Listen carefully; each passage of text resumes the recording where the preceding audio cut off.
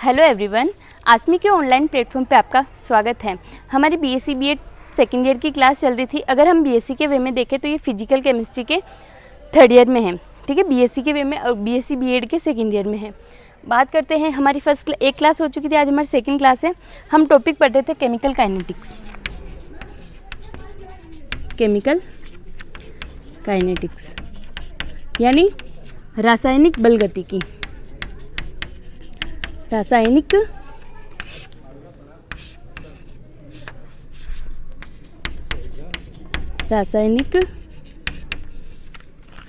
बलगतिकी। हमने rate of reaction की बात कर ली थी। रेट ऑफ रिएक्शन में हमने फॉर्मूला क्या देखा था? चेंज इन कंसंट्रेशन यानी सांद्रता में परिवर्तन, तथा चेंज इन टाइम समय में परिवर्तन यानी समय के साथ अभिकारक व उत्पाद की जो सांद्रता में परिवर्तन हो रहा था, हम उसको रेट ऑफ रिएक्शन कह रहे थे। ये बात हो गई थी। अब हम बात करते हैं औसत वेग की। मैंने आपको बताया था कि हम औसत वेग किसे कहेंगे। नया टॉपिक है हमारे पास, औसत वेग यानी एवरेज। हमने को रेट निकालनी है। औसत वेग हम कब निकालते हैं? जैसे कोई एक रिएक्शन चल रही है, कभी उसका वेग जो है ज़्यादा हो जाता है, कभी कम हो जाता है, कभी ज़्यादा हो जाता है, कभी मतलब वो रिएक्शन जो है एक स्पीड से नहीं चल रही है। तो हम कैसे पता लगाएंगे कि उसकी रेट क्या है? ये पता लगाने के लिए हम क्या करेंगे, उसका जो है औसत वेग निकाल लेंगे, एवरेज रेट निकाल लेंगे, उसकी एवरेज रेट क्या होगी रिएक्शन की, ये निकाल लेंगे। तो औसत वेग को मैं ऐसे डिफाइन कर सकती हूँ कि एक समय अंतराल ले ले हम, जैसे T1 T2 दो समय अंतराल ले लेते हैं कि इस समय अंतराल में हमारे पास सांद्रता में कितना परिवर्तन हो रहा है। हम ऐसे लिख सकते हैं औसत वेग को कि निश्चित समय अंतराल में सांद्रता में कितना परिवर्तन हो रहा है, उसको हम औसत वेग से निकाल सकते हैं। मैंने आपको दो ग्राफ बना के बताए थे। अगर हम अभिकारक के रिस्पेक्ट में बात करें तो अभिकारक के लिए मैंने आपको ये ग्राफ बना के बताया था कि कंसंट्रेशन और टी के बीच में जब हमने ग्राफ बनाया था तो हमें ये ग्राफ प्राप्त हुआ था।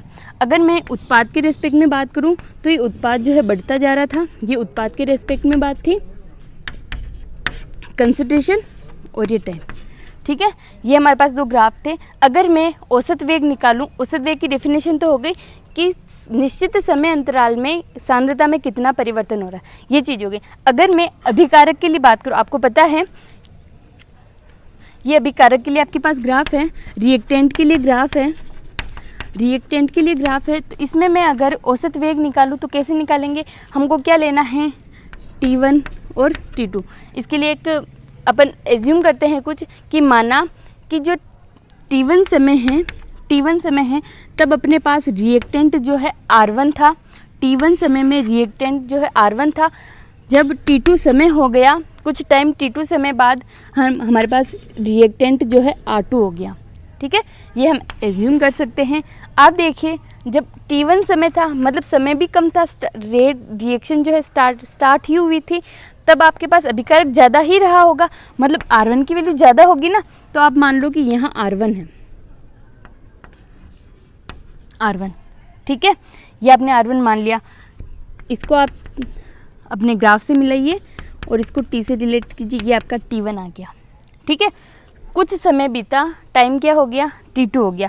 T2 टाइम पे सांद्रता हमारी क्या हो जाएगी? ये हो जाएगी R2 हो जाएगी। जैसे ही इसको यहाँ मिलाया, ये आपके पास ग्राफ T2 प्राप्त हो गया, ठीक है। आप ग्राफ से निकाल सकते हो कि इसका एवरेज वेग क्या होगा। वेग का आपके पास फॉर्मूला वही रहेगा, C is equal to rate का जो है फॉर्मूला तो आपके पास वही रहेगा, C is equal to R is equal to change in concentration upon change in time. अगर हम कंसंट्रेशन को ऐसे लिखें कि हमारे पास पहले तो R1 थी और बाद में क्या हो गई?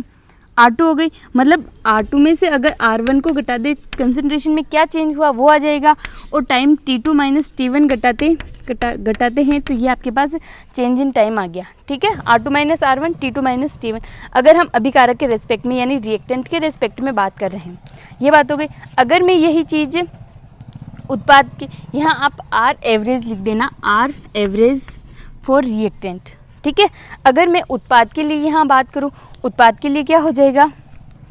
यही कि स्टार्टिंग में उत्पाद जो है, प्रोडक्ट जो है, इसके लिए भी एज्यूम करना पड़ेगा। जब टाइम T1 था तो प्रोडक्ट अपने पास कितना बना था? P1 बना था। जब टाइम T2 हो गया तो अपने पास प्रोडक्ट क्या बना? प्रोडक्ट P2 बन गया। ठीक है, यही चीज़ जब रिएक्शन स्टार्ट हुई थी तो आपके पास कितना प्रोडक्ट था, कुछ भी नहीं था, लेकिन धीरे धीरे जैसे रिएक्शन होती गई आपके पास P1 प्रोडक्ट आ गया। ठीक है, और ज़्यादा टाइम जाता जा रहा है, प्रोडक्ट ज़्यादा बनता जा रहा है, मतलब P2 की वैल्यू ज़्यादा होगी। ये देखो P1 आपके पास ये है, P1 यहाँ मान लीजिए, P1 को ये ग्राफ से रिलेट कीजिए, ये आपके T1 आ गया, P2 यहाँ होगा, ये P2 को आप ग्राफ से रिलेट कीजिए, ये T2 आ गया। वही हम रेट कैसे निकालते हैं, change in concentration upon change in time. ये आपका delta C upon delta T आपको रेट निकालनी। एक मैंने गलती कर दी यहाँ पे, ये जो रेट है वो माइनस में होगी, क्योंकि जब हम अभिकारक के लिए बात कर रहे हैं, ठीक है, उत्पाद के लिए बात करेंगे तो ये प्लस में होगी, प्लस में होगी मतलब प्लस में होगी मतलब ये देखिए P2 minus P1 upon T2 minus T1। ठीक है, ये आपके लिए आर एवरेज जो है प्रोडक्ट के लिए हो गई। हम ऐसे ग्राफ से अभिकारक व उत्पाद के लिए हम औसत वेग की गणना कर सकते हैं। ठीक बात है, ये आपका फॉर्मूला हो गया उत्पाद के लिए औसत वेग, ये अभिकारक के लिए औसत वेग। ठीक है, अब एक वेग और आता है तात्क्षणिक वेग। कौन सा आता है? तात्क्षणिक वेग, इंस्टेंट वेग रेट। ठीक है, तात्क्षणिक वेग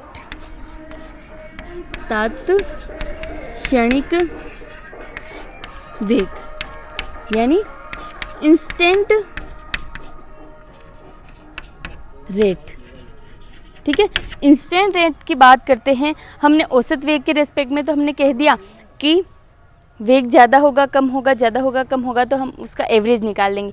लेकिन इंस्टेंट के रेस्पेक्ट में हम क्या कहेंगे कि एट ए मोमेंट, किसी क्षण उस अभिक्रिया का वेग क्या होगा। इंस्टेंट वेग को हम ऐसे डिफाइन कर सकते हैं, किसी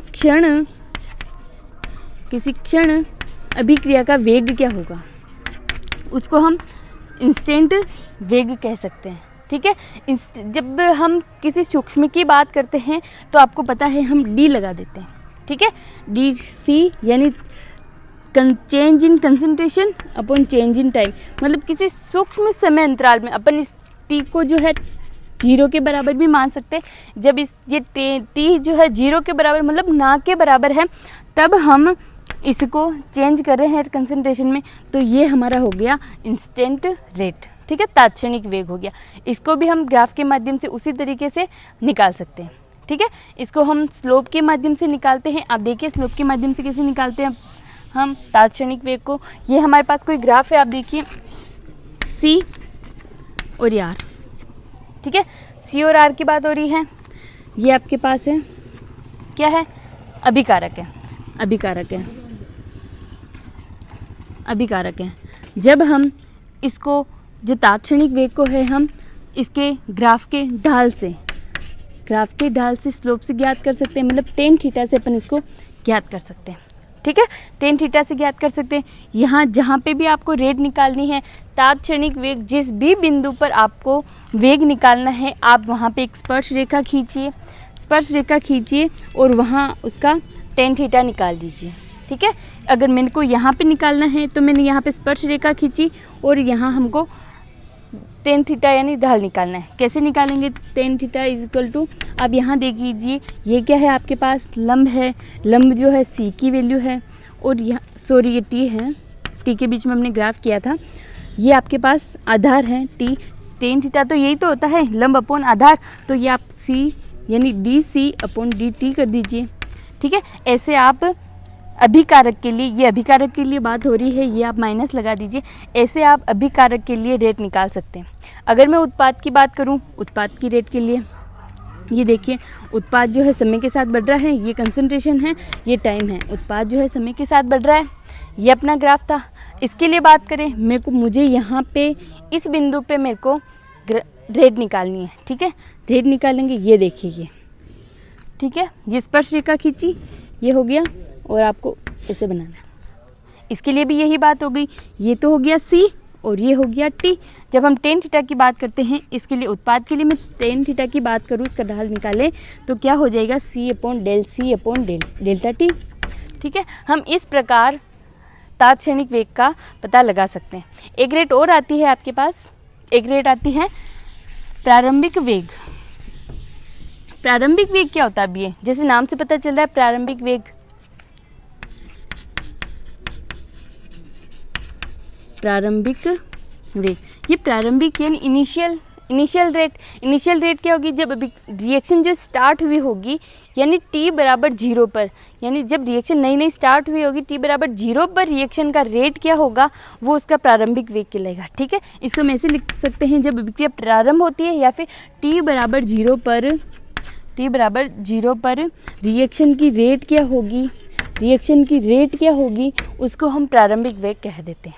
ठीक है, यहाँ हमारी रेट ख़त्म होती है। ठीक है, हमने औसत सिंपल रेट निकालना सीखा, हमने औसत वेग एवरेज वेग रेट निकालना सीखा, हमने इंस्टेंट रेट निकालना सीखा, हमने इनिशियल रेट निकालना सीखा, प्रारंभिक वेग निकाल, चारों प्रकार की रेट कंप्लीट हो गई और आपको ग्राफ से आप इनको निकाल सकते हो। अब हम बात करते हैं वेग नियम या वेग व्यंजक। वेग नियम की बात करते हैं कि ये वेग नियम क्या होता है। नया हेडिंग है वेग नियम,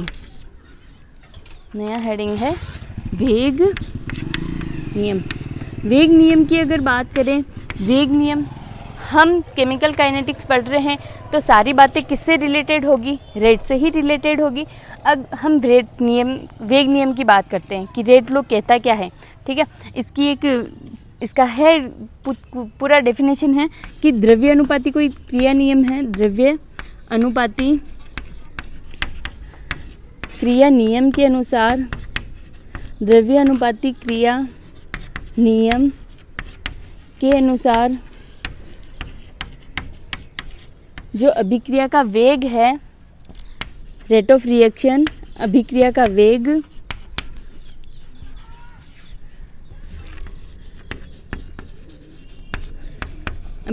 वेग जो अपने आपके पास रिएक्टेंट है, यानी आपके पास जो क्रियाकारक है, वेग क्रियाकारक की सांद्रता के गुणनफल के बराबर होती है। क्रियाकारक की सांद्रता के गुणनफल के बराबर होती है। द्रव्य अनुपाती क्रिया नियम क्या कहता है कि जो भी आपकी रेट होगी, जो भी आपकी रिएक्शन में रिएक्टेंट है, क्रियाकारक है, उनकी सांद्रता के गुणनफल के बराबर होगी। इसको हम मैथमेटिकल फॉर्म में लिखें, मैथमेटिकल फॉर्म में क्या लिख सकते हैं हम वेग नियम को कि आपके पास ये रेट है, रेट जो है किसके बराबर के समानुपाती होती है, समानुपाती होती है,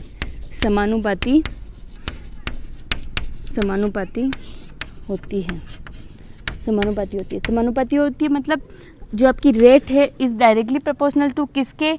क्रियाकारक की सांद्रता के गुणनफल के। अगर हम एक रिएक्शन ले लेती हूँ मैं, ए प्लस बी के रेस्पेक्ट में बात कर रहे हैं, ए और बी जो है मिलकर प्रोडक्ट बना रहे हैं, आपके पास ए और बी मिलकर प्रोडक्ट बना रहे हैं। क्रियाकारक कौन हो गए? ए और बी हो गए। अपनी स्टेटमेंट अपना क्या कह रहा है कि जो इनका अभिक्रिया का जो वेग होगा क्रियाकारक की सांद्रता के गुणनफल के बराबर होगा। ए की सांद्रता, बी की सांद्रता, ये गुणनफल हो गया। ठीक है, इन दोनों का गुणा ए की सांद्रता बी की सांद्रता के गुणनफल के बराबर हो गया, ये बात हो गई। जब हम प्रोपोर्शनल का निशान हटाते हैं तो कांस्टेंट लगाते हैं, ये कांस्टेंट हो गया I इक्वल टू, ये आपने के यहाँ पे कांस्टेंट लगा दिया और ए हो गया और ये बी हो गया। ये आपकी एक जनरल रिएक्शन है।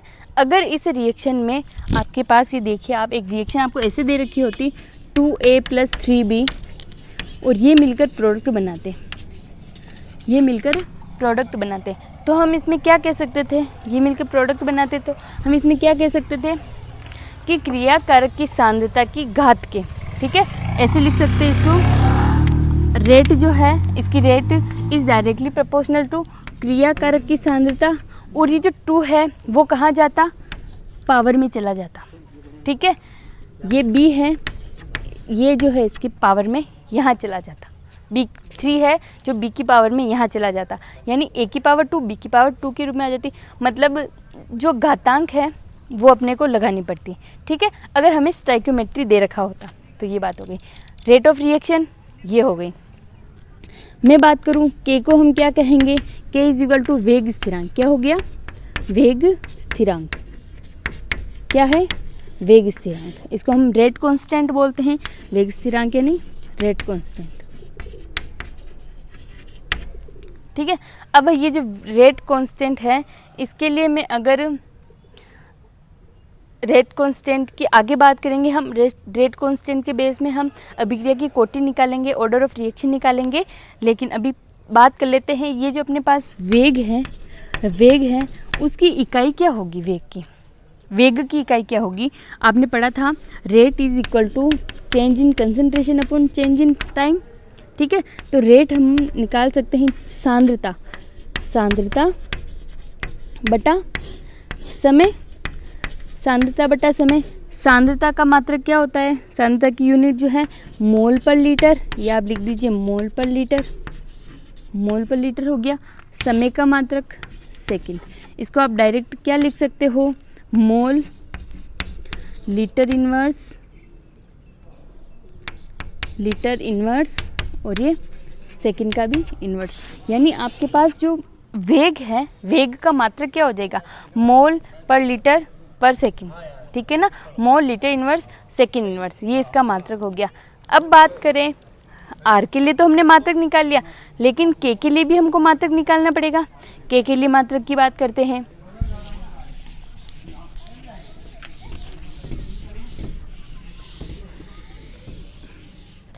के के लिए मात्रक हम कैसे निकालेंगे? वही आप स्टार्टिंग से लिख दीजिए, आर इज इक्वल टू के, ए की सांद्रता और बी की सांद्रता। ये आपके पास फॉर्मूला था। के लिए मात्रक निकाले तो सबसे पहले आप इनकी सबके मात्रक लिख दीजिए। आप ये देखिए, ये क्या है? रिएक्टेंट ही है, यानी अभिकारक है, मतलब इनकी भी सांद्रता में परिवर्तन हमको निकालना पड़ेगा। ये देखिए, रेट बराबर सांद्रता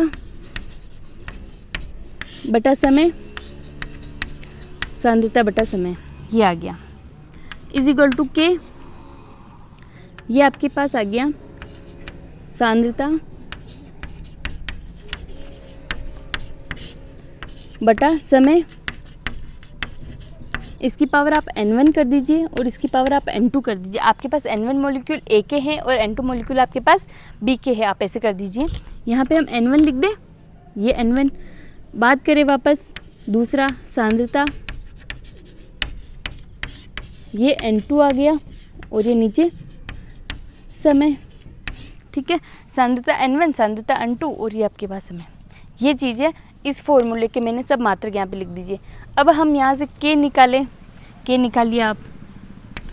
के इज इक्वल टू, अभी के पहले मैं अगर n1 प्लस n2 को, मैं आपको पता है आधार जब समान होते हैं तो घातें जुड़ जाती हैं। जब हम घातों को जोड़ेंगे तो मैं n1 प्लस n2 को मैं कैपिटल N लिख सकती हूँ। कैपिटल N हमने लिख दिया तो मैं इसको ऐसे लिख सकती हूँ, सांद्रता बटा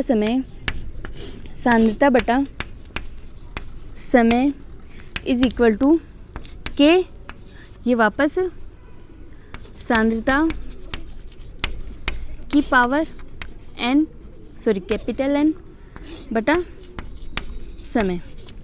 ठीक है, हम ऐसे लिख सकते हैं, सांद्रता की पावर n लिख देंगे और ये आपके पास समय हो जाएगा। के हम निकालें, ये देखिए सांद्रता, इसको हमको इधर लाना है, सांद्रता बटा समय।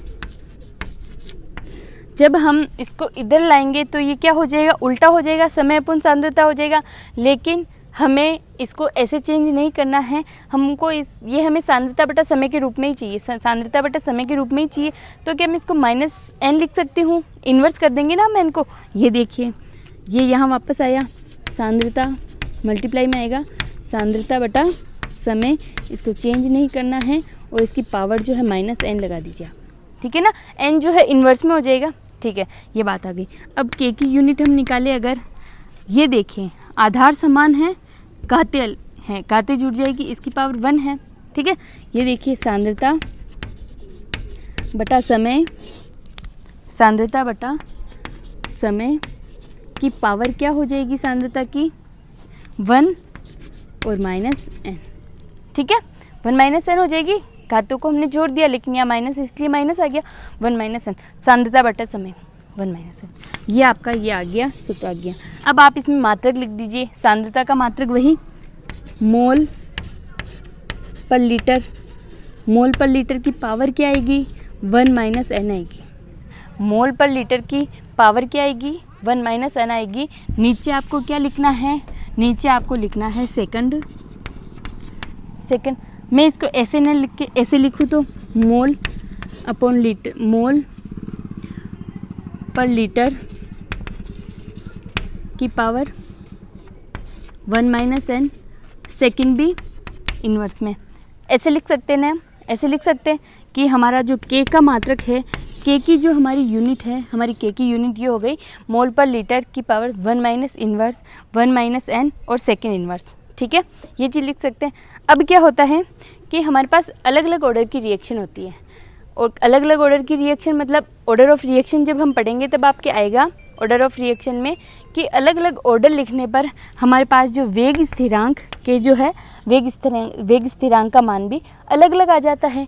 अगर मैं शून्य कोटि अभिक्रिया की बात करूं, शून्य कोटि अभिक्रिया की अगर हम बात करें, पहले तो शून्य कोटि की अभिक्रिया होती क्या है आप देख लीजिए। शॉर्ट वे में आगे आएगा आपके आगे, मैं शॉर्ट में आपको बता देती हूँ। जैसे आपके पास ये रिएक्शन हो रही है, आर से के इकाई लगा दी और अभिकारक की ये है अभिकारक, दूसरी लिखूं के ए की पावर 1, आर इजिकल टू के ए की पावर 2, या फिर इसको अपन ऐसे भी लिख सकते हैं आर इजिकल टू के ए और बी।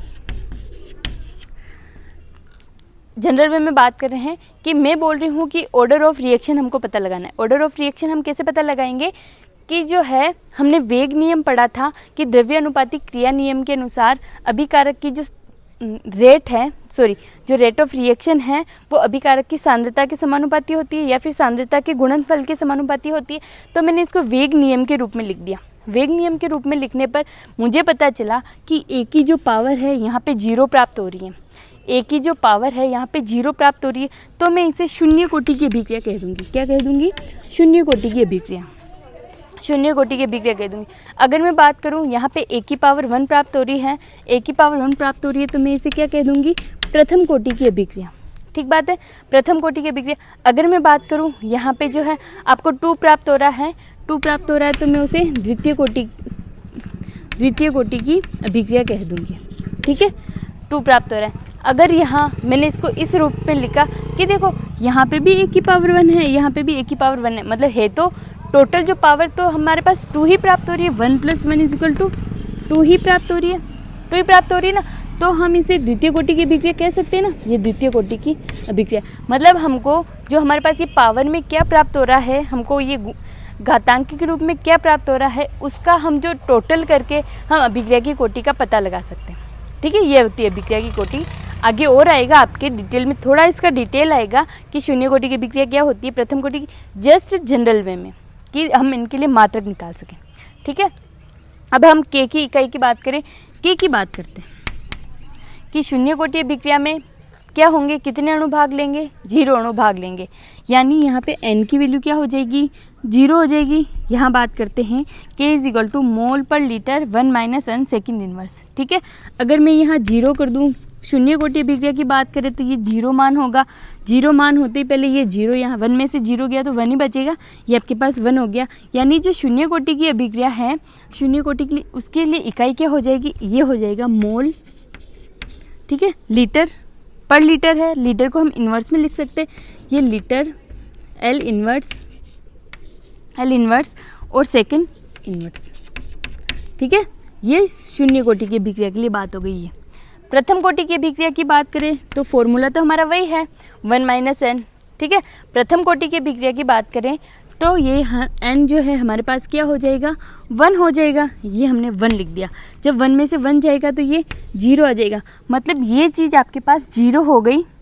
तो आपके पास मात्रक क्या बचा? सेकेंड इन्वर्स, यानी प्रथम कोटि की अभिक्रिया का मात्रक क्या हो जाएगा? Second inverse. ठीक बात है। मैं अगर द्वितीय कोटि की अभिक्रिया की बात करूं, फॉर्मूला आप वही लगाइए 1 माइनस n फॉर्मूला लगाइए। 1 माइनस n में यहाँ n की वैल्यू कितनी रखनी है? 2 वैल्यू रखनी है। n की वैल्यू जैसे ही 2 रखी, आपके पास ये जो मान आएगा, जब -2 में से 1 जाएगा तो आपके पास -1 आ जाएगा। यहाँ पे -1 आ गया। अगर मैं इसके लिए मात्रक की बात करूँ, मात्रक लिखेंगे, मात्रक तो वैसे है मोल पर लीटर, लेकिन ये इन्वर्स में है तो हम इसको मोल इन्वर्स, मोल इन्वर्स, लीटर, लीटर का लीटर रहेगा क्योंकि इन्वर्स में नहीं आएगा, ये सेकेंड इन्वर्स। ठीक है, ये इसका मात्रक हो जाएगा। ये शून्य कोटि की अभिक्रिया के लिए मात्रक हो गया मोल, लीटर इन्वर्स, सेकेंड इन्वर्स। प्रथम कोटि की अभिक्रिया के लिए सेकेंड इन्वर्स, और जो द्वितीय कोटि की अभिक्रिया है मोल इन्वर्स, लीटर, सेकेंड इन्वर्स। ठीक बात है, ये हम ऐसे मात्रक निकाल सकते हैं। आपके क्वेश्चन इस टाइप से आते हैं कि जैसे आपको कोई मात्रक दे दिया और पूछा कि ये किस प्रकार की कोटि की अभिक्रिया है। ठीक है, आपको ऐसे ही सोल्व करना है कि हम ऐसे मात्रक निकाल सकते हैं। ये जो है आपके पास के का मात्रक है। के की इकाई क्या हो गई, मोल per litre 1 - S 1 - n second inverse. ठीक है, आज के लिए इतना ही। Thank you.